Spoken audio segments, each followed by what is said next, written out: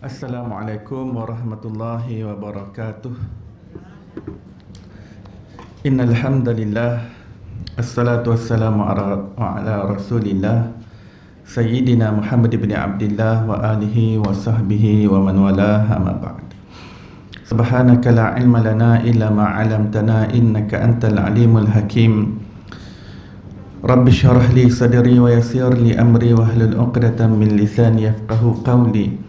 Allahumma salli ala Sayyidina Muhammad al-Fatih lima ughliq wal khatimi lima sabaq nasiril haqqi bil haqq wal hadi ila siratikal mustaqim ala alihi haqqa qadrihi wa miqdarihi al-azim. Allahumma anfa'na bima 'allamtana wa 'allimna alladhi ma yanfa'una. Allahumma faqihna fid din wa 'allimna at-ta'wil. Allahumma inna nas'aluka 'ilman nafi'an wa rizqan wasi'a wa na'udzu bika min 'ilmin la yanfa' min qalbin la yakhsha. Allahumma aftah alaina futuhal arifin warzuqna fahman nabiyyin wa hifzal mursalin wa imanal muttaqin ya arhamar rahimin. Allahumma nawwir qulubana bi'ilmik was'amil abdanana fi ta'atik. Allahumma aftah alaina fathan qariba fi ulumil aqliyati wan naqliyah bijahi sayyidina wa maulana Muhammadin khairil bariyah sallallahu alaihi wasallam. Alhamdulillahi rabbil alamin.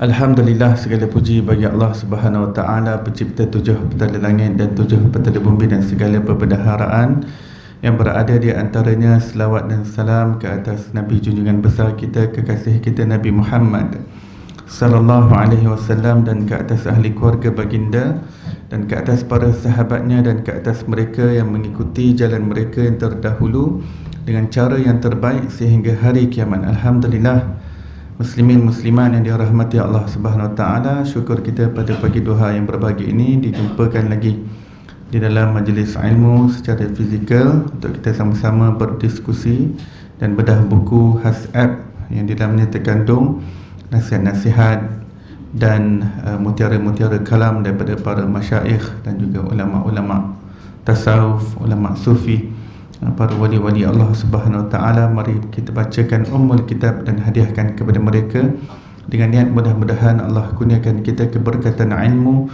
dibukakan kefahaman zahir dan batin, dan dicurahkan ke dalam dada kita seperti mana yang telah dilimpahkan ke dalam dada mereka. Bisirril Fatihah. Bismillahirrahmanirrahim. Alhamdulillahirrahmanirrahim. Ar-Rahmanirrahim. Iyyaka na'budu wa iyyaka nasta'in. Ihdinas siratal mustaqim.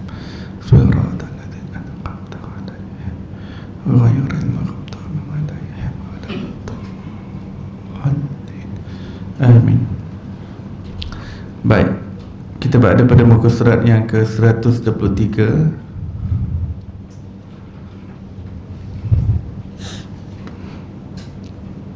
Kita di bawah tajuk yang kedua, iaitu mujahadah.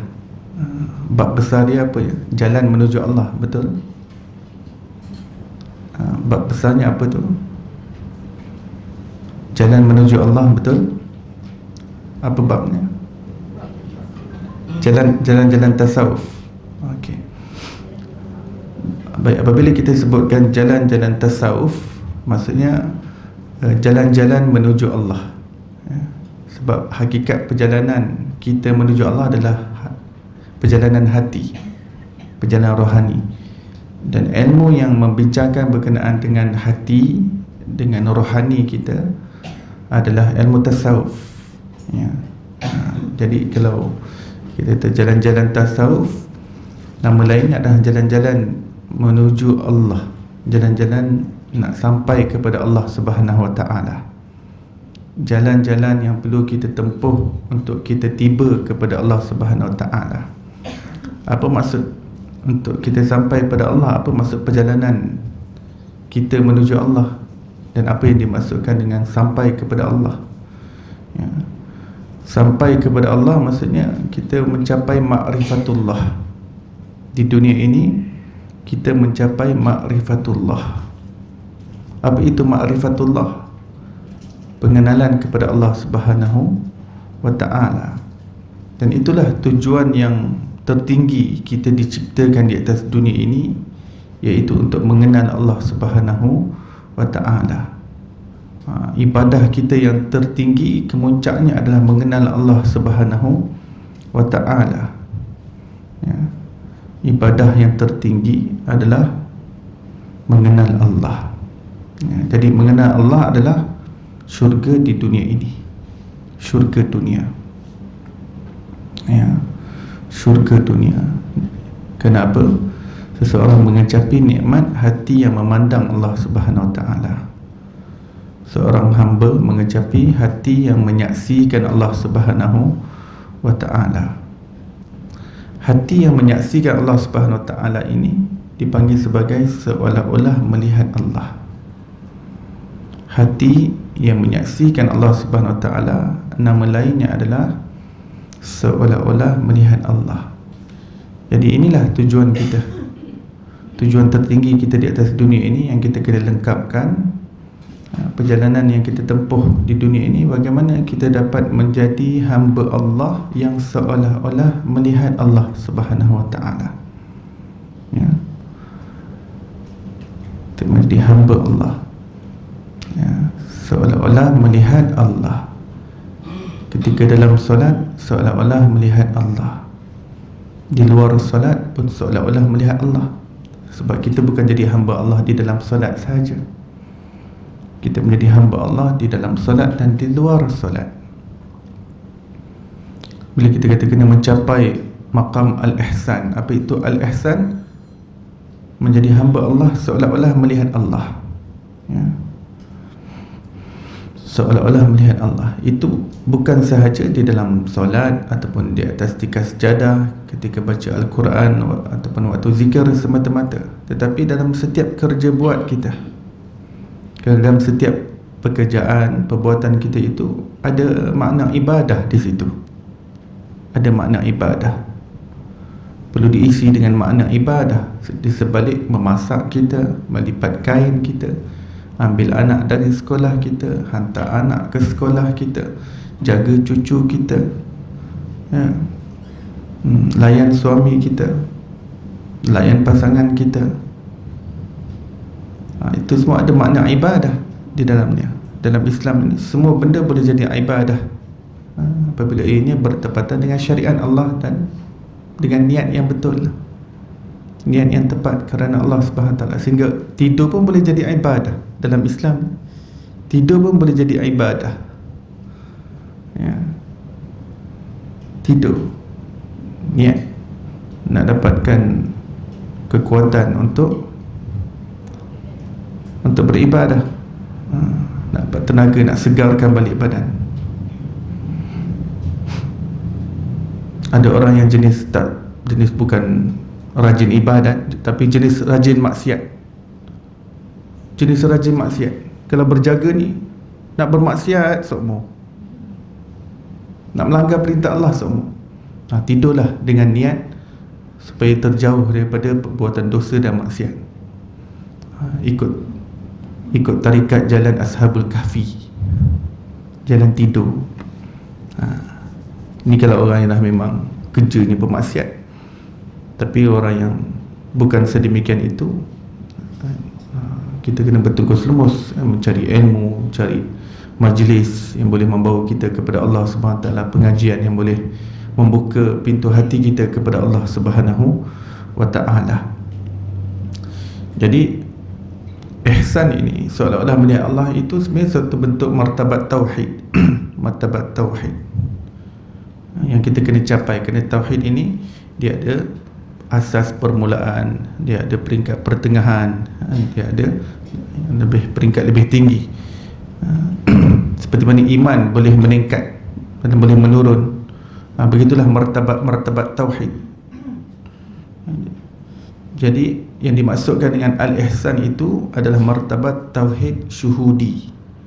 Syuhud, tauhid yang mana hati menyaksikan. Apa maksud syuhud? Menyaksikan. Tauhid yang sehingga mata hati kita celik, tersingkap, terbuka, menyaksikan apa hukumnya. Untuk kita mencapai itu wajib, ya, sekurang-kurangnya menyaksikan perbuatan Allah Subhanahu wa ta'ala. dan tidak menyaksikan perbuatan kita. Itu paling at least, serendah-rendahnya. Yang itu wajib. Kalau tidak, dia akan terperosok dengan syirik khafi, ya, riya, takabbur, ujub. Kalau tidak, tenggelam dalam lautan perbuatan Allah ni, maksudnya dia akan mudah terperosok di dalam amalan-amalan yang dilakukan tanpa keikhlasan, yang diduakan Allah di situ, diduakan pandangan Allah di situ. Sebab tu riak dipanggil syirik khafi, syirik yang tersembunyi, ya. Jadi dalam perjalanan tasawuf ini, yang dititik beratkan oleh para ulama sufi adalah bagaimana kita dapat terlepas daripada syirik khafi itu. Fokusnya bagaimana kita dapat terlepas daripada syirik khafi, ya.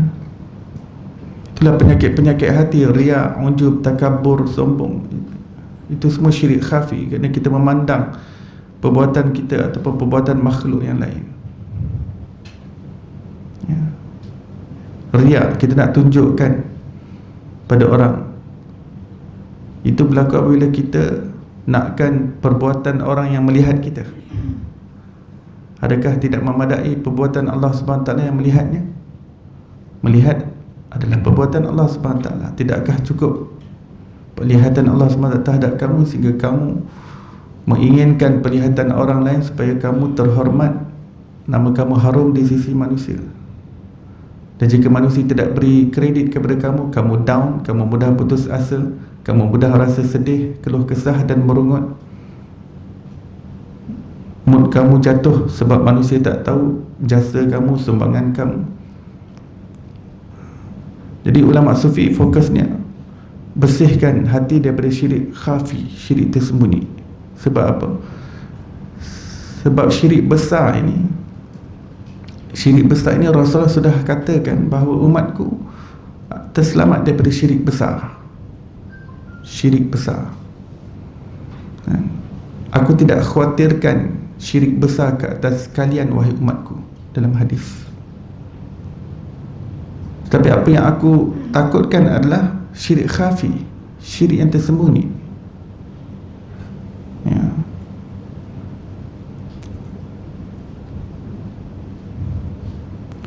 Sekarang sedang kontroversi isu capal, kata ini syirik dan sebagainya. Sebab di mana syiriknya? Rasulullah lebih daripada 1400 tahun yang lepas telah bagi tahu umatku tidak jatuh dalam syirik besar. Kalau ada segelintir yang jatuh, itu sangat-sangat kecil, sangat-sangat kecil. Suatu bilangan yang sangat kecil, prinsip dia seolah-olah tiada, seolah-olah tiada. Jadi majoriti umat Nabi SAW, hampir keseluruhannya adalah terselamat daripada syirik besar. Kita tak sembah patung, tak sembah berhala. Yang dikatakan sekarang capal diletakkan di depan kawasan mihrab. Orang Islam tak sembah perkara-perkara itu. Sejak sekian lama dalam kesenian Islam ni sudah ada simbol. Pergilah mana-mana sahaja, pergilah mana-mana mihrab, hatta dalam Masjid Nabawi sekalipun, bagaimana ukirannya, tidak dikatakan sembah, ya. Yang peliknya, yang kontroversi itu berlaku di Perak kan, sebuah madrasah, ya. Madrasah tu mudirnya Tuan Guru Rozaini. Dia kan pakar akidah. Dia bukan orang calang-calang dalam pengajian akidah, ilmu kalam, ilmu sifat 20 dan sebagainya, ya. Dia tahu apa yang dia lakukan, ya. Cuma orang-orang yang tidak faham ataupun cetek pengetahuannya cepat melemparkan, oh ni letak di ruang mihrab ni nak sembah lah ni. Tidak, umat Islam tak terjatuh dalam syirik besar selama ni. Dan capal, logo capal ni bukan baru. Logo capal ni dah ratusan tahun. Sejak zaman Imam Ibn Asakir lagi orang dah, ulama-ulama gunakan. Imam Ibn Asakir ni hidup bila 1000 tahun yang lepas. Ulama-ulama sudah tahu keberkatan lakaran capal.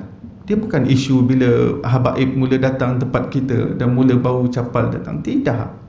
dalam kitab ratusan tahun yang lalu sudah bagi tahu. Imam Ibn Asakir, juga daripada kalangan ulama Deobandi sendiri, iaitu Maulana Ashraf Ali Thanwi, dalam kitabnya Zadus Sa'id menerangkan kelebihan bertawassul dengan capal, lakaran capal Rasulullah sallallahu alaihi wasallam. Itu lambang kerendahan hati kita sebagai umat kepada capal dan apa saja yang berkaitan dengan Nabi sallallahu alaihi wasallam. Dan kita sebagai umat, kita meletakkan diri kita di bawah tapak kaki Rasulullah sallallahu alaihi wasallam, dan ianya digambarkan dan disimbolkan dengan capal itu. Kalau orang kata, kenapa tak guna logo unta je? Unta pun Rasulullah naik juga. Kenapa tak guna logo jubah ke serban ke? Itu pun pakaian Nabi. Ya, kalau kamu nak buat. Tapi kami guna tempat yang paling bawah sekali yang ada pada badan Rasulullah untuk menandakan bahawa kami berada di bawah tapak kaki.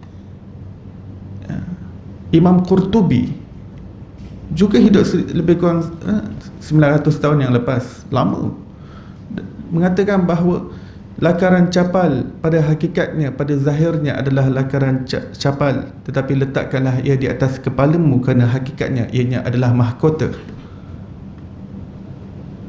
Imam Qurtubi, siapa tak kenal tafsir Qurtubi? Ya. Tapi sayang, pada saat ini manusia cepat menyesatkan orang lain, ya, pihak yang literalis, ya, mengambil agama ini dengan makna literalis. Jadi mudah menyesatkan orang lain, mudah membid'ahkan orang lain, mudah mengkafirkan orang lain, mensyirikkan orang lain. Ya, sedih. Ya.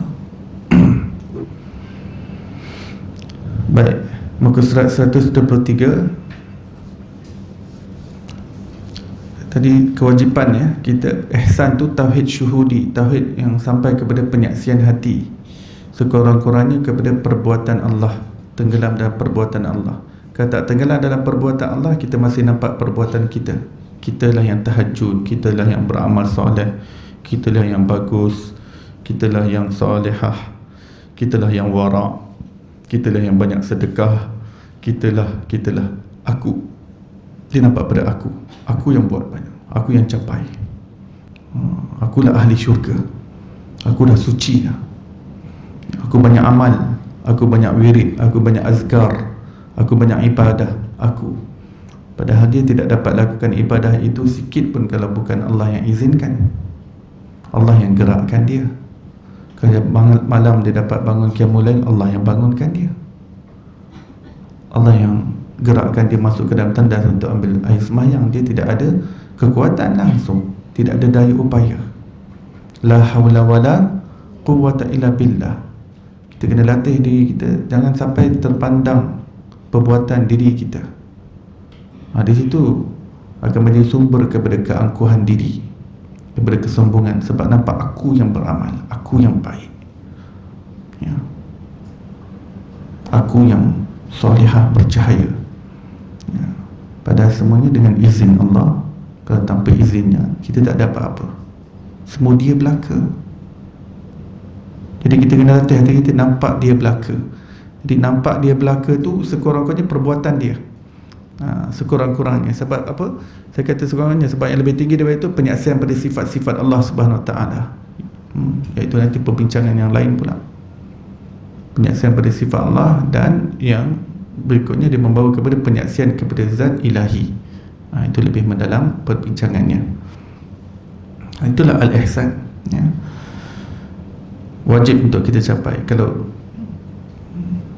tidak di hari akhirat, Rasulullah SAW mengatakan, siapa yang berjumpa Allah dengan satu zarah sahaja, bukan satu bola pimpong, satu zarah, satu atom, sifat takabur dalam hatinya, maka dia akan tercampak ke dalam api neraka. Dia tidak akan masuk syurga. Dia tidak akan masuk syurga orang yang kembali kepada Allah walaupun ada sezarah sifat takabur dalam jiwanya. Maksudnya benda tu wajib kita nak capai, bersihkan hati kita menjadi hati yang benar-benar ikhlas, ya, ianya struggle seluruh hidup kita, ya. Jadi kalau dia beriman pun tak masuk syurga juga, tak. Kalau dia beriman, dia akan terkeluar daripada api neraka. Tapi untuk dia terlepas daripada neraka dalam keadaan dalam hatinya ada sifat takabur adalah payah, sukar. Akhirnya dia perlu dibakar dulu sifat takabur dalam hatinya itu dalam api neraka. Api neraka yang membakar sifat keangkuhan itu, barulah dia dibenarkan masuk syurga setelah hatinya disucikan segala penyakit hati. Tapi tempat pembakar peleburnya dan api neraka, siapa yang tahan? Manusia tidak tahan api neraka walaupun sesaat di dalamnya, ya. Dan di dunia inilah medan untuk kita menyucikan hati kita. Ya. Ini struggle, ya. Struggle ni kita perlukan bimbingan. Dia bukan sekadar tahu. Orang dah alim macam mana pun mudah terlupa. Nanti dia jumpa gurunya kata, bersihkan keakuan diri, jangan memandang diri sendiri, jangan memandang perbuatan, jangan menyaksikan kehebatanmu. Padahal itulah yang dah beratus kali sebelum ni dengar. Jumpa lagi murabi, itu yang dipesannya. Kenapa? Kerana manusia ni time by time memang sentiasa terlupa. Sejak kita dah mula nak saksikan Allah, tiba-tiba syaitan datang, hebat engkau ni, adik-beradik engkau tak ada yang soleha macam ni tau. Engkau je yang jenis beramal ni, kau je. Dah mula terpandang balik diri. Tadi dah baik dah, dah majlis ilmu dah okey dah, menyaksikan Allah, okey, faham sekarang, menyaksikan Allah. Tapi bila dia keluar je, syaitan terus, engkau dengan jiran-jiran kau yang terbaik tau. Mana jiran kau bawa kitab macam ni? Engkau je. Malam-malam qiyamul lail seronok dah, tak ada orang tahu. Tapi syaitan cocok lagi. Rumah-rumah lain, bilik dia semua gelap-gelap, dia tahu. Engkau je yang bangun tahajud, semua tengah tidur nyenyak. Kau ni dah ahli syurga, ahlullah. Kau dah ahli Allah. Hebat. Kau ni hebat, suci. Kau ni suci. Bahayalah kalau kita anggap kita suci je, bahaya. Anggap orang suci. Ini struggle. Sebab tu kita hatta orang alim pun perlukan murabi. Itulah dia pesannya. Benamkan keakuan dirimu, benamkan kesombongan dirimu dalam tanah ketawaduan. Jangan menyangka-nyangka mendakwa-dakwa dirimu sebarang pengakuan dalam jiwamu. Tu kan, bila ada murabi, ada yang mengingatkan. Kalau tak, kita asyik saksikan diri kita, akulah hebat, akulah pandai, akulah cerdik, akulah pintar, ya. Akulah yang perbuat, aku yang perlakukan. Baik, kita tiba pada perenggan mujahadah, ya. Jadi macam mana kita nak sucikan hati kita semua? Kena mujahadah. Walladzina jahadu fina lanahdiyannahum subulana. Siapa yang bermujahadah, Allah akan tunjukkan jalan keluar. Jadi kita kena fight lah. Mujahadah ni kena fight. Kalau tersentak je, tersentak saja perasaan aku hebat, astaghfirullahalazim, astaghfirullah. Jadi dalam perjalanan kita menuju Allah ni kena banyak istighfar. Selawat dah memang sepanjang masa, ya. Tapi istighfar pun kena banyak juga, especially bila terlintas lintasan-lintasan fikiran yang berbaur kesyirikan, syirik khafi tadi, yang dapat menghapuskan roh ikhlas dalam jiwa kita. Astaghfirullah, aku boleh terasa aku hebat, padahal Allah belaka semua. La hawla wa la quwwata illa billah. Tidak ada daya upaya, aku tidak ada kekuatan langsung kecuali dengan Allah, kecuali dengan pertolongan Allah, kecuali dengan perbuatan Allah. Terasa diri hebat, astaghfirullahalazim, astaghfirullah, ya.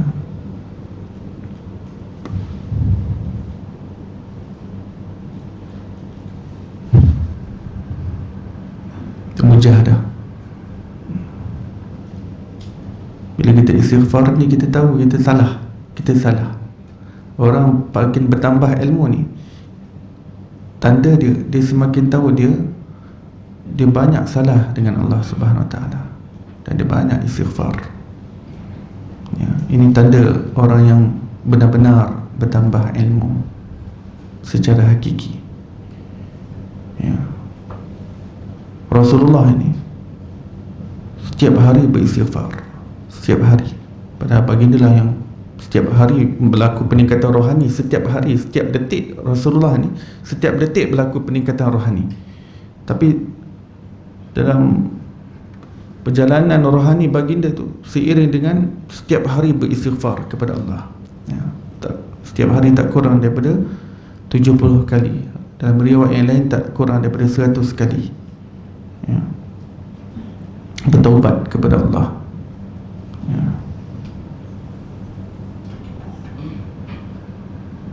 Di taubat ni, at least itulah tadi istighfar.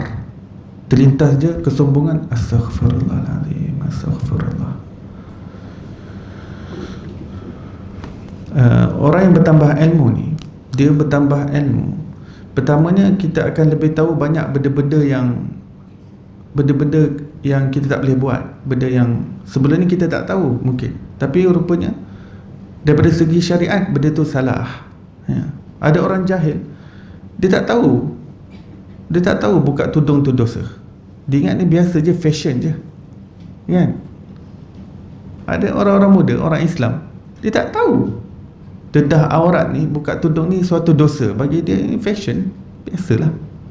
Tapi bila dia bertambahkan ilmu tu, dia mula menuntut ilmu, baru dia tahu, oh, wajib rupanya tutup tudung, buka aurat tadi. Dia pun mula pakai tudung, tapi baju masih sempit lagi, sebab dia tak tahu. Tapi bila dia bertambah ilmu, aku bersalah pada Allah SWT selama ni, astaghfirullah, aku pakai baju sempit-sempit, nampak pinggul, nampak bentuk rupa badan dan sebagainya, astaghfirullahaladzim.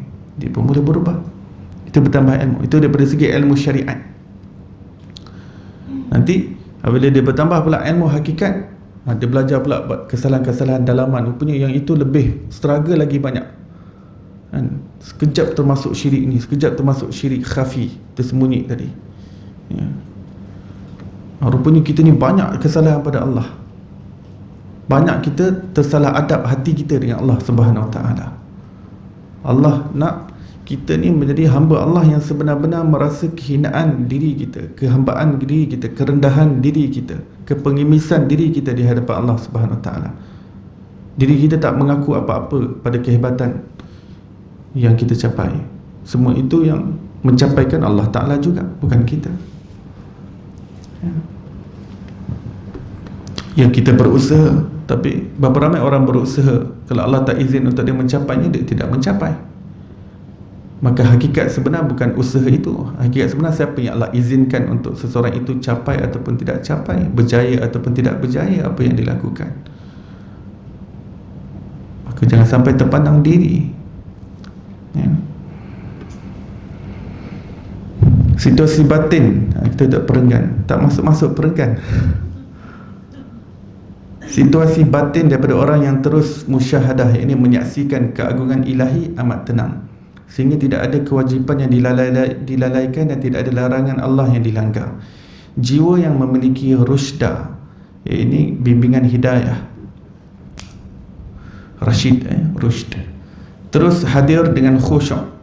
Inilah sebenarnya yang disebut mujahidin ala nafsihi wa jawarihihi, iaitu orang yang selalu bersungguh dengan nuraninya dan gerakannya. Maksudnya dia sangat partikular, dia sangat partikular dengan lintasan hati dia. Dia pastikan yang hatta lintasan hati dia ni berada di atas jalan yang lurus, yang diredai oleh Allah Subhanahu Wa Taala. Sekali kalau manusia terlintas sangka buruk dia pada Allah, dia cepat istighfar, astaghfirullahaladzim. Terlintas saja dia sangka buruk pada manusia, astaghfirullahaladzim. Ini bukan sesuatu yang Allah ingini untuk ianya tersemat dalam jiwaku, astaghfirullahaladzim. Allah tak izinkan untuk kita bersangka buruk sesama manusia. Dan jika ianya terlintas, astaghfirullahaladzim, astaghfirullah, astaghfirullah, aku berdosa pada Allah. Ini orang semakin meningkat rohaninya, dia semakin tahu dia banyak dosa pada Allah. Wali-wali Allah ni semakin tinggi kewalian, semakin dia rasa dia banyak dosa pada Allah. Ya, semakin wali-wali Allah ni, semakin dia mengenal Allah, semakin dia nampak diri dia ni pendosa, pemaksiat. Orang dia paling hina sekali di atas muka bumi ni, dia yang paling hina sekali. Ini suasana hati, suasana situasi batin orang-orang yang tinggi rohaninya. Dan kita ingin capai, kita semua nak kena capai perkara itu. Ya.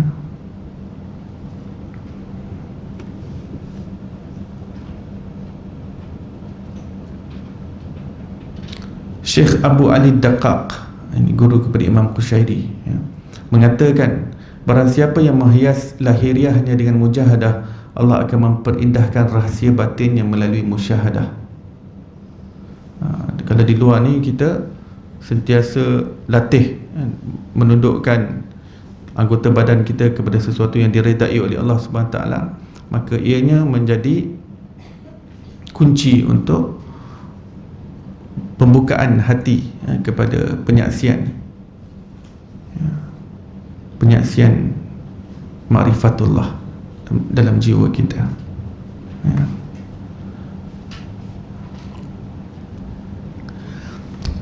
Di luar ini sembahyang fardu diperhatikan, sembahyang solat sunat ba'diyah, qabliyah, solat sunat duha, tahajud, witir, solat sunat awabin, ya.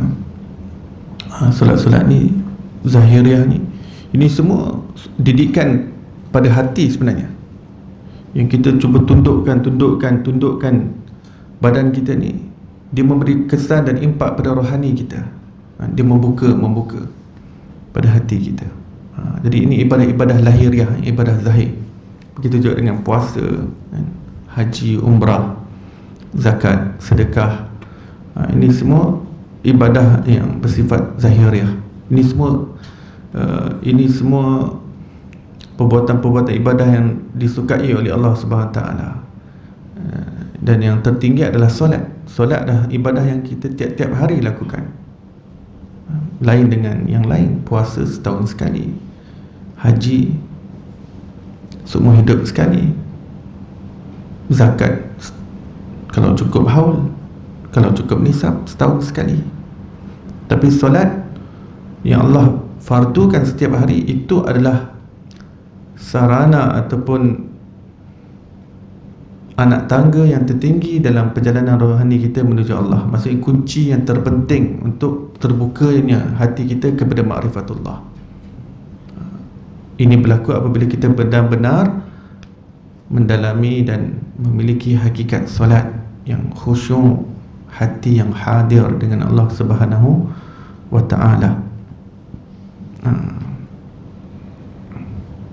Jadi solat ni bukan suatu perkara yang mandin, ya. Daripada sekalian ibadah yang lain, ini yang paling utama yang Allah SWT kurniakan kepada kita sebagai istana pertemuan antara kita dengan Allah Subhanahu wa ta'ala. Setiap hari yang Allah Ta'ala sendiri setkan appointmentnya, setkan appointmentnya. Dan tidak boleh masuk dalam istana pertemuan ini bagi mereka yang kotor, bagi mereka yang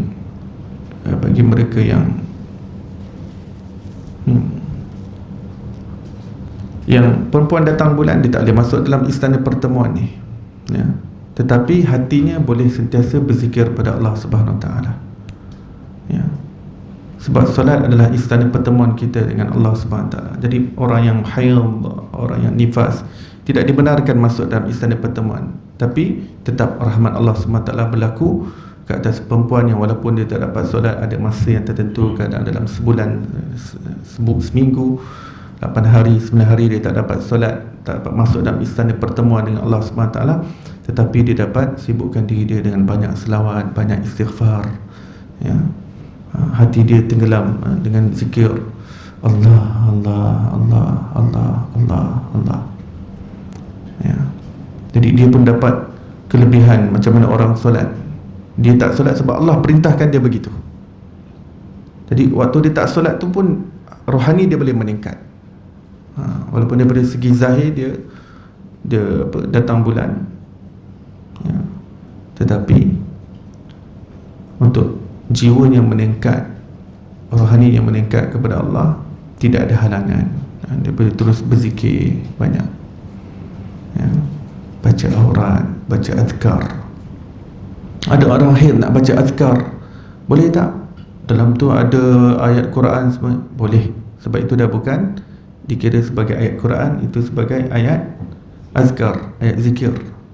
Dia pun tak baca niat dengan niat baca Quran.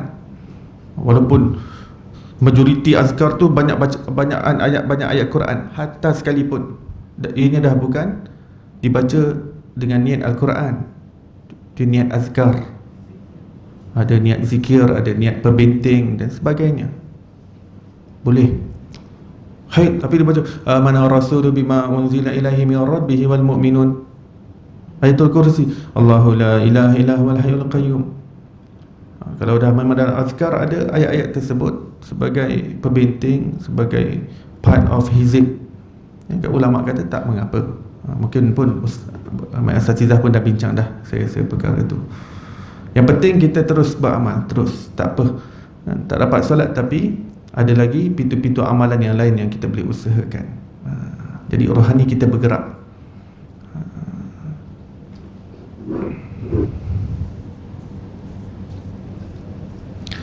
Imam Qushairi, selepas buku Hasab ni, saya ada buat satu buku yang baru tapi tak cetak lagi. Lepas khatam kitab Hasab, buku Hasab ni, kita pindahlah buku baru tu insya-Allah. Buku tu tajuknya Solat Seolah-olah Melihat Allah. Buku tu agak tebal lah. Dia syarahan kepada kitab, saya syarahkan kitab seorang Habib, hidup 250 tahun yang lepas, bernama Habib Hasan bin Saleh Al-Bahar Al-Jufri, ya. Jadi beliau ada buat satu kitab macam mana nak dapat penyaksian hati dalam solat, macam mana kita dapat capai penghayatan kita dalam solat ni, macam mana untuk mencapai hati yang menyaksikan Allah Subhanahu Wa Taala. Jadi saya syarahkan daripada kitab asal tu. Cuma sekarang ni masih editing, lama editing, tapi ada hikmah dia, ada hikmah banyak. Tapi insya-Allah mudah-mudahan habis Hasab ni dah siap cetak lah. Sebab sebenarnya patutnya dah proses terakhir editing dah. Saya pun tak tahu dah berapa kali proses terakhir, tapi saya harap ini betul-betul proses terakhir editing, ya. Yang itu memang fokus untuk solat. Macam mana penghayatan solat ni, macam mana kita dapat melazati pertemuan kita dengan Allah dalam solat. Imam Qushairi Naisaburi mengatakan jiwa mempunyai dua sifat yang menghalanginya dalam mencari kebaikan. Pertama, larut dalam mengikuti hawa nafsu. Kedua, engkar terhadap ketaatan. Ketika jiwa ditunggangi nafsu, wajib dikendalikan dengan kendali takwa. Ketika jiwa engkar kepada kehendak Tuhan, wajib dilunakkan dengan menolak keinginan hawa nafsunya. Ketika jiwa bangkit memberontak, wajib tenangkan dengan musyahadah dan istighfar. Sesungguhnya bertahan dalam lapar, yakni puasa, dan bangun pada 1/3 malam tahajud adalah sesuatu yang mudah. Sedangkan membina akhlak dan membersihkan jiwa daripada sesuatu yang mengotorinya sangatlah sulit. Bangun tahajud tu sebenarnya nak banding dengan nak sucikan hati daripada sifat takabur, syirik khafi. Bangun malam tu lebih mudah sebenarnya. Tapi apa yang terbersit di dalam jiwa dia, apa yang terlintas dalam fikiran dia, apa yang terselit di dalam hati dia, apa yang terpendam dalam kalbu dia, daripada rasa-rasa keakuan diri, keangkuhan diri, keajaiban diri, ujub pun dosa juga. Bila belajar tasawuf ni baru tahu, oh, rasa heran dengan diri sendiri pun salah. Heran, rasa ajaib. Ajaiblah aku ni, boleh tahajud tu.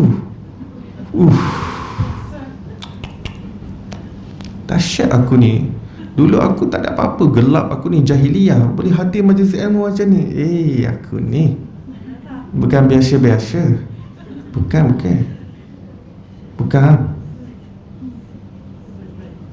Dulu tengok aku macam mana, sekarang ni pelik. Perasaan macam tu salah.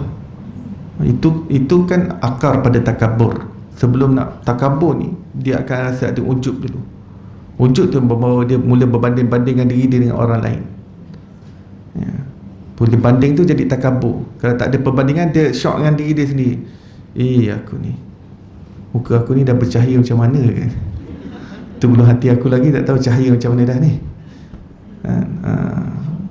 Ajaib, itu ujub al-ujub, penyakit ujub daripada perkataan ajaib. Dia merasa ajaib, merasa hairan, merasa pelik dengan peningkatan diri dia, perubahan diri dia, ya. Semua tu dengan Allah, semua dengan bantuan Allah. Kalau bukan bantuan Allah, sampai sekarang kita tak pakai tudung. Demi Allah. Kalau tak kerana bantuan Allah, sampai sekarang kita tak pakai tudung. Waktu muda tak pakai tudung dah. Kalau tak bantuan Allah, sampai sekarang free hair lagi, free hair. Bantuan Allah. Titik-titik perubahan tu, siapa yang Allah ubahkan? Cuba kita ingat balik titik perubahan tu. Siapa yang bawa kita ke titik perubahan tu? Dalam keadaan ramai lagi yang tak berubah lagi, tanpa kita memandang rendah kepada yang lain. Tapi siapa yang bawa perubahan itu? Walaupun perubahan itu berlaku disebabkan kita berusaha untuk berubah dan sebagainya, hatta siapa yang menggerakkan kita untuk berusaha? Siapa yang cetuskan dalam fikiran kita untuk nak berubah? Kita tak berkuasa untuk menciptakan cetusan perubahan tersebut dalam fikiran kita. Baik, mujahadah. Maksud mujahadah ni struggle, ya. Struggle. Dalam tasawuf ni dia bukan struggle luaran. Yang penting sekali dalaman tu. Dalaman ni ada perang dalaman, tu mujahadah. Sekejap dah rasa macam kita dah okey, Allah, okey, semuanya bantuan Allah. Sekejap nanti dia masuk balik, sebab dia nafsu ni, dia sentiasa nak merasa diri dia yang terbaik. Ini sifat nafsu. Sifat lumrah nafsu tu semula jadi untuk merasa kehebatan, merasa keagungan, merasa kebesaran. Itu memang sifat tu memang Allah bagi semula jadi untuk rasakan kebesaran Allah sebenarnya. Ego ni Allah Ta'ala ciptakan pada manusia.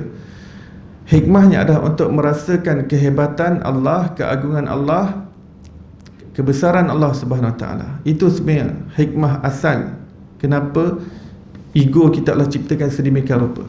Tetapi manusia jika di dunia ini dia tidak mujahadah, dia tidak menuntut ilmu, dia tak dapatkan bimbingan, dia tak dapat pimpinan daripada murabbi, daripada mursyid, dia tak ambil ilmu yang berkenaan dengan selok belok hati dia, maka selamanya nafsu dan ego itu menjadi liar dan buas, dan dia akan selamanya merasa kebesaran diri dia. Sepatutnya Allah bekalkan tu untuk merasa kebesaran Allah.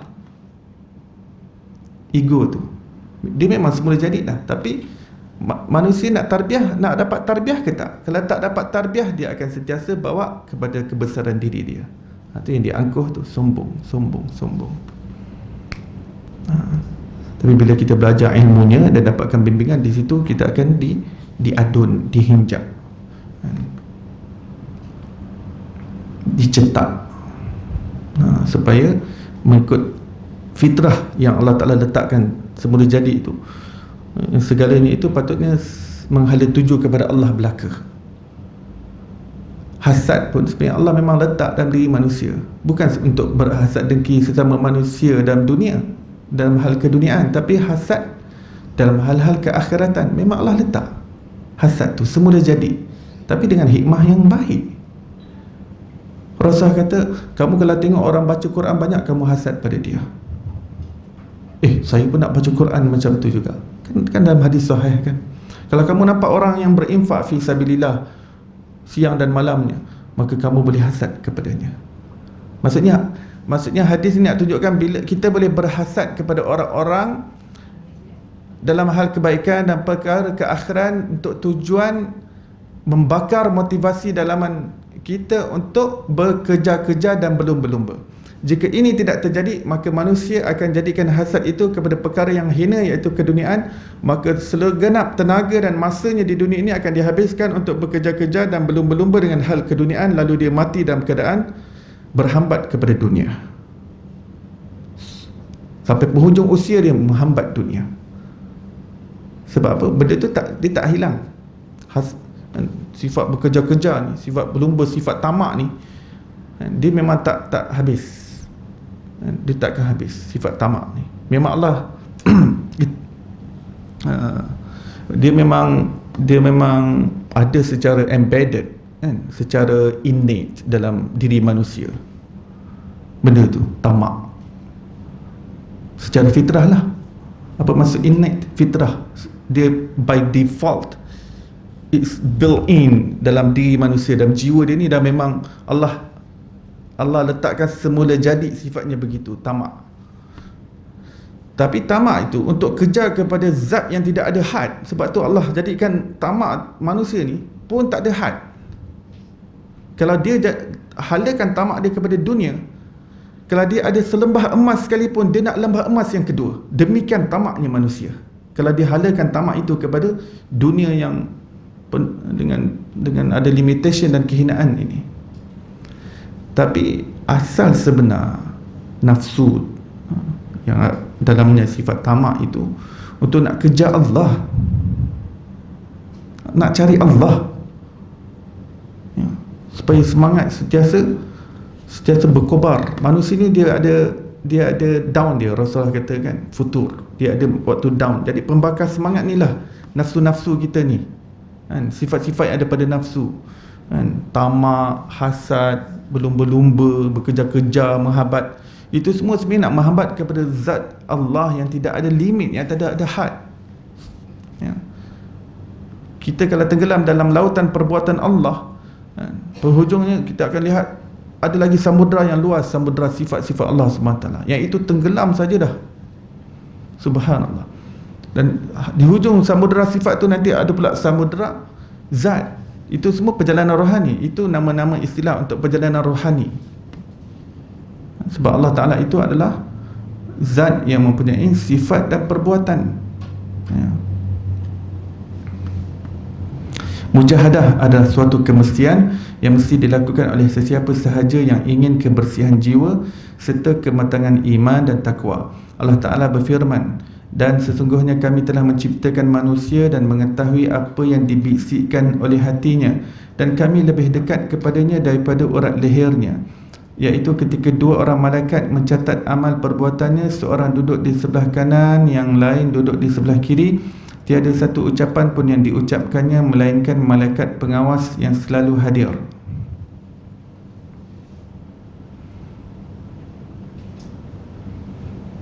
Kita kena merasakan kedekatan Allah yang sangat dekat, ya.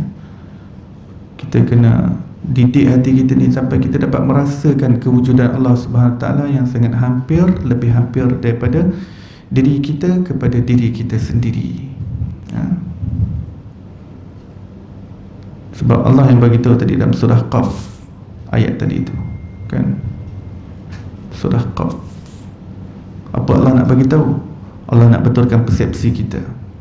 Allah kata, wahai manusia, kamu jangan menyangka kamu yang lebih dekat dengan diri kamu, ya. Manusia ni dia ada tendensi, dia rasa dia yang lebih dekat. Dia kata, aku membesar dengan diri aku lebih tahu diri aku lebih dekat dengan diri aku lebih hampir dengan diri aku.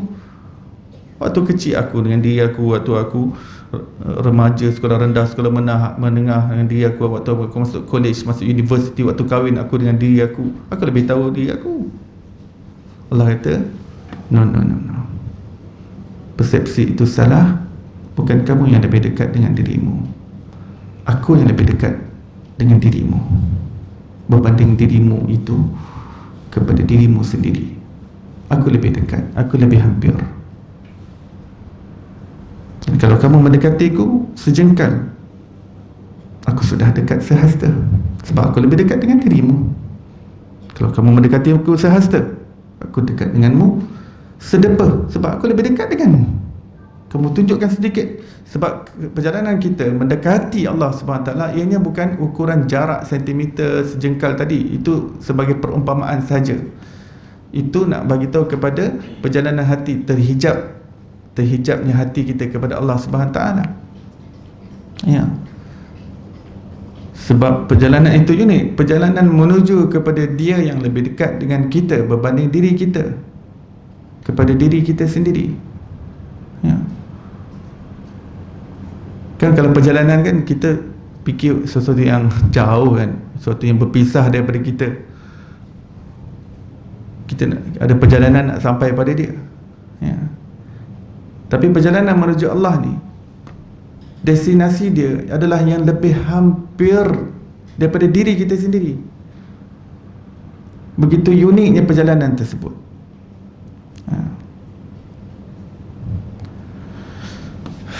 Itu surah Qaf. Dalam surah Al-Waqi'ah, فَإِذَا بَلَغَتِ الْحُلْقُمْ وَأَنْتُمْ حِينَئِذٍ تَنْزُرُونَ وَنَحْنُ أَقْرَبُ إِلَيْهِ مِنْكُمْ وَلَكِنْ لَا تُبْصِرُونَ.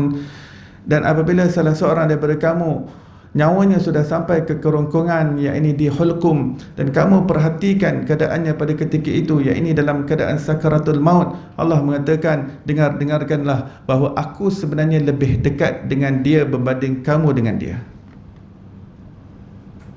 Ada tafsir yang lain mengatakan aku lebih dekat dengan mayat itu berbanding mayat itu kepada dirinya sendiri.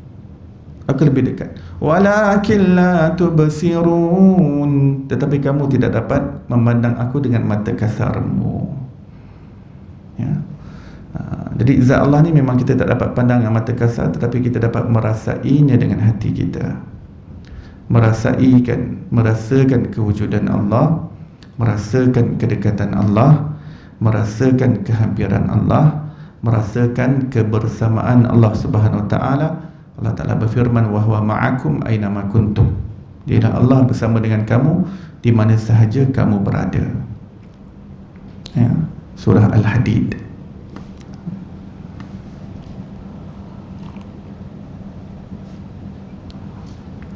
Baik. Jalan yang berikutnya, yang ketiga, iaitu muraqabah. Muraqabah. Ya. Ini jalan nak menuju Allah, ya, jalan nak menuju ma'rifatullah. Kita kena praktis muraqabah. Muraqabah berarti berasa selalu diawasi oleh Allah Subhanahu Taala, sehingga mendorong manusia sentiasa rajin melaksanakan perintah dan menjauhi larangannya. Ini merasakan kebersamaan Allah pada pengawasannya. Ya, pengawasan Allah. Bila kita ada pengawasan Allah ni, jangan kita bayangkan macam CCTV pandang kita. CCTV ni pandang kita daripada luar kan ke dalam. Ya. Tapi pengawasan Allah ni dia meliputi, secara meliputi segala-galanya. Kita yang pandang, ya Allah ni ada atas langit ni, pandang aku. Allah pandang aku. Jadi dah letak Allah atas langit pula. Salah pula akidah kat situ. Allah mengawasi saya. Macam CCTV kan mengawasi kan macam tu. Dia faham macam tu. Sebenarnya tidak. Pengawasan Allah itu berlaku dalam keadaan Allah lebih dekat dengan kita berbanding diri kita sendiri. Penglihatannya meliputi segala-galanya, pendengarannya meliputi segala-galanya, ilmunya meliputi segala-galanya, kuasa kudratnya meliputi segala-galanya. Dia secara pengliputan. Di sini sebenarnya kita sudah tidak faham. Akal kita, ulama kata hatta wali Allah sudah tak faham hakikat hubungan kita dengan Allah, sebab kita tak terpisah daripada Allah. Ya. Tapi kita tak dapat faham hakikat hubungan tersebut. Hakikat hubungan tersebut sangat unik. Ya. Sebab Allah ni dia bukan luar alam ni dan bukan pula dalam alam ni. Ataupun kita boleh kata Allah bukan dalam kita, bukan luar kita. Ya. Allah dekat, ya Allah dekat dengan kita. Lebih dekat daripada kita? Ya, lebih dekat daripada diri kita sendiri. Tapi dia bukan dalam kita. Dia bukan berada dalam kita, dan kita pun bukan berada dalam Allah. Bukan pula Allah berada di luar kita, ya. Sebab luar dalam ni, ini bertempat. Dia masih bertempat. Jadi Sayyidina Abu Bakar mengatakan, ya Allah, kami surrender. Sayyidina Abu Bakar As-Siddiq dalam hadis rekodkan, Sayyidina Abu Bakar, ya Allah, akal kami surrender, kami tak dapat faham bagaimana hubungan kami denganmu, dan kami tak dapat capai sebenar-benar kenal kepadamu.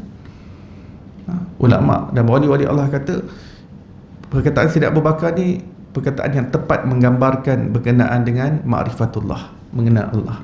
Dia mencapai kepada suatu tahap yang difaham bahawa akalnya tidak mampu untuk mencapai pengenalan yang sebenar-benar kenal kepada Allah Subhanahu Wa Taala. Jadi tugas kita merasa dan menyaksikan dengan hati kita, menyaksikan kekuasaan Allah, menyaksikan keagungan Allah, menyaksikan kehebatan Allah, ya. Sesungguhnya manusia selalu berhasrat dan ingin kepada kebaikan dan menjunjung nilai kejujuran dan keadilan, meskipun tidak ada orang yang melihatnya. Sifat waspada adalah kesedaran. Kesedaran ini makin terpelihara dalam diri seseorang hamba jika meyakini bahawa Allah Ta'ala selalu melihat dirinya. Dalam tarikat, kita memang ada exercise muraqabah ni, supaya kita supaya terpatri dalam jiwa kita tu perasaan yang kita sentiasa dilihat oleh Allah Subhanahu Wa Taala. Ini biasa, siapa yang biasa suluk lah, siapa pergi suluk kat Zawiyah, biasa 3 hari ataupun 10 hari, ada yang 40 hari, tengok kepada perjalanan hati itulah, ya. Nanti biasa lepas subuh, lepas solat subuh, kita akan duduk bersila hadap kiblat, tutup begini, tutup, latih hati, rasakan kita sedang dilihat Allah. Ada sebagai kursus lah. Tarikat ni kan dia kurikulum dalamnya, silibus-silibus untuk macam mana nak hidupkan muraqabah, macam mana nak hidupkan mujahadah, macam mana nak capai al-ihsan, macam mana nak kawal hati lintasan-lintasan yang buruk, macam mana nak terselamat daripada syirik khafi. Itulah tarikat, dia silibus, dia macam madrasah tu, hanya sebenarnya subjek utamanya macam mana nak sucikan hati, macam mana hati nak sampai pada Allah. Biasanya kita akan duduk tunduk macam ni, duduklah berapa minit. Ya, hati memang ingat Allah, tapi fokusnya dalam muraqabah ni, kita berada dalam pengawasan Allah, dalam keadaan dia bukan luar kita, bukan dalam kita, tapi dia dekat dengan kita. Kita rasakan kebersamaannya, kita berada dalam pengawasannya, kita berada di dalam pengetahuannya, kita berada di dalam pemerhatiannya, kita berada dalam pantauannya. Dan sepanjang, kalau 10 hari suluk, setiap hari muraqabah, katakan setiap hari ambil masa 10 minit. Jadi selama 10 minit dia nak patrikan hati dia tu, Allah sentiasa melihat dia. Jadi kalau dia habis 10 minit tu, dia akan datangkan efek. Sepanjang hari tu dia akan datangkan efek. 5-10 minit buat praktis muraqabah, dia akan sepanjang hari kita syok dengan Allah hati. Allah.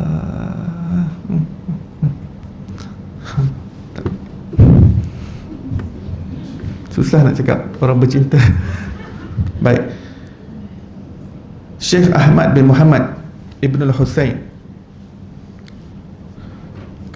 benda dia sebab gini, alam dunia ni banyak benda yang kita kena capai, memang kita kena practice max.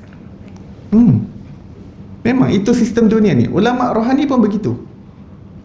Banyak benda rohani ni kan, nak banyak ingat Allah, hati nak supaya banyak ingat Allah, memang dia akan ada practice illallah. Itu semua sebab nak patri jiwa tu, supaya nanti bila habis program suluk tu, hati dia dah melekat dengan Allah. Buatlah kerja sibuk, dia buat kerja macam mana pun, career yang profession dia, hati dia tak terlepas sikit pun daripada Allah. sebab dia dah melalui. Nanti lepas berapa tempoh masa dia masuk balik suluk, cas balik. Ya.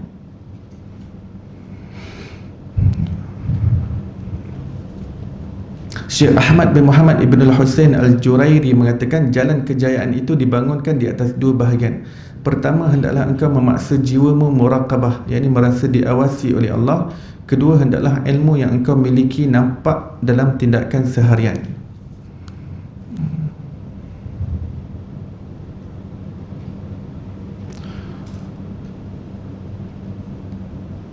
Dulu waktu saya sekolah, saya suka sekolah kebangsaan. Saya suka program-program. Jadi antara salah satu tu motivasi. Saya suka program motivasi, bina diri, ya, bina diri, camp, pergi camp motivasi. Sukalah, saya suka waktu saya sekolah. Zaman saya ni zaman Dr. Hasan Ali. Tu apa dia punya camp tu, summer camp dia tu kan. Tapi waktu tu banyak lagi camp-camp tu. Oh, saya suka ni camp motivasi, tapi kena suluk 3 hari kat sekolah, tidur dengan kawan-kawan. Suluk juga, tapi style dia lah, macam-macam program. Malam-malam kadang kena bangun, malam-malam pukul 2 pagi kena bangun. Dia letak kita kat tepi tandas sekolah sana, nak bina diri. 3 hari. Kadang-kadang kena pergi kat sekolah lain, kadang kena pergi kat tempat lain. Kadang sebab saya suka, saya jadi wakil sekolah. Kadang-kadang kalau nak buat peringkat daerah, itu wakil setiap sekolah. Alhamdulillah saya akan terlibat lah. Kadang masuk dalam hutan sebab nak bina diri. Sebab akhirnya yalah, dunia ni benda yang kita nak bina pada diri kita, kadang memang dia kena struggle sikit lah. Dia ada cost. Sekarang kita kena tinggalkan rumah kita sekejap. Biasalah tu, ya. Jadi bila saya dah terbiasa dengan camp motivasi, camp bina semangat dalam sekolah macam tu, bila saya keluar, saya cepat faham program-program seperti suluk yang ada dalam tarikat ni. Memang inilah sistemnya, kan. Maksudnya manusia ni, Rasulullah kata dia seperti lombong, kan? Dia seperti lombong emas dan perak. Bila kamu gali dia, kan, kamu gali, kamu tebuk, kamu korek dia, dia akan tercelah dia punya potensi-potensi dia. Itu manusia. Rasul kata manusia, an-nas kama'adin, an-nas ma'adinun kama'adini dhahabi wal fiddah, dalam hadis sahih. Manusia ni umpama lombong. Kamu makin korek, makin kamu dapat unleash dia punya potential.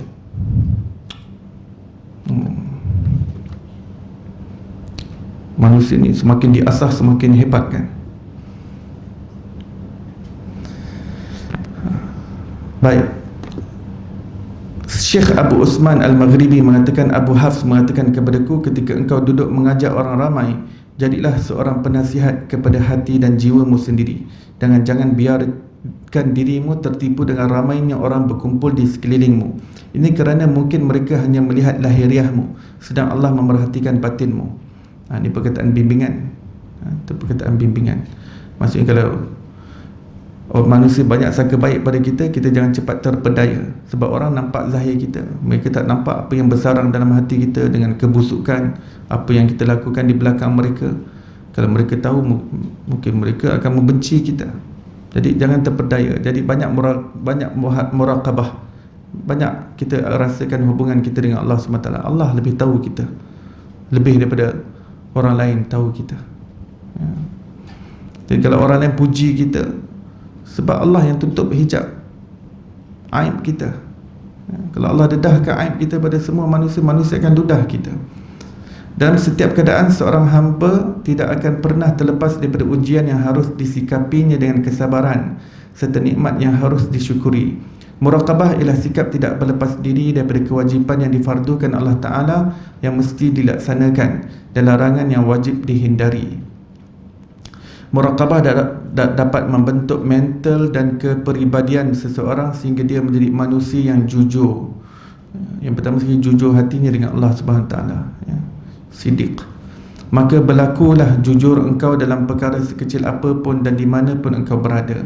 Kejujuran dan keikhlasan adalah dua perkara yang perlu ada dalam hidupmu.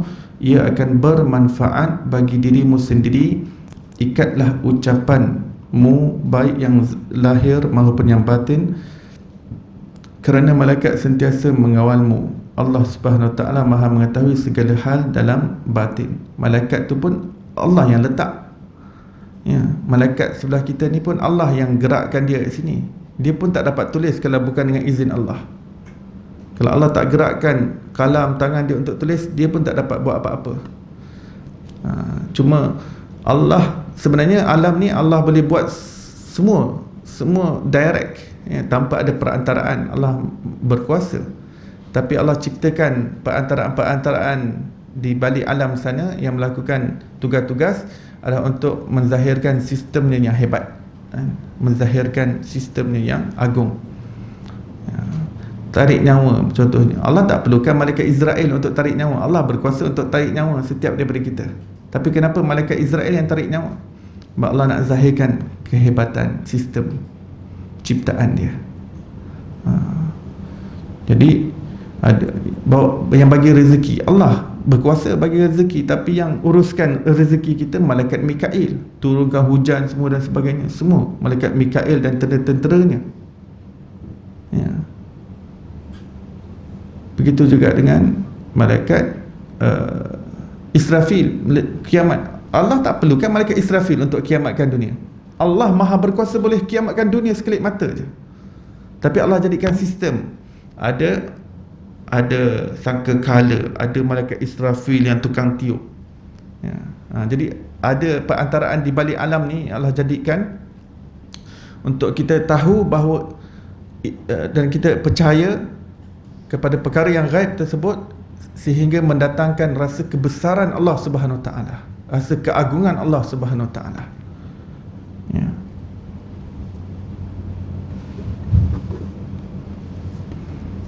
Wallahu alam. Sampai di situ insya-Allah kita akan sambung pengajian pada masa akan datang insya-Allah dalam bulan Ramadan. Yang berikutnya muhasabah, ya. Nanti insya-Allah kita akan sambung muhasabah. Apa maksud muhasabah? Apa yang perlu dimuhasabahkan dalam perjalanan kita menuju Allah? Bagaimana muhasabah dapat bagi impak pada rohani kita, ya. Sebenarnya orang yang banyak berdosa, orang yang banyak, inilah jalan dia sebenarnya. Dia kena duduk sekejap muraqabah, muhasabah, kenapa aku berada di sini, daripada mana aku ini, nak ke mana, ya. Wallahu alam. Kita tangguh majlis kita dan tasbih kifarah dan surah wal asr. Subhanallah bihamdihi, subhanakallah bihamdika, asyhadu an la ilaha illa anta wa astaghfiruka wa atubu ilaik. Bismillahirrahmanirrahim. Wal asr innal insana lafi khusr illa alladhina amanu wa amilus salihat wa tawassaw bil haqqi wa tawassaw bis sabr. Assalamualaikum warahmatullahi wabarakatuh.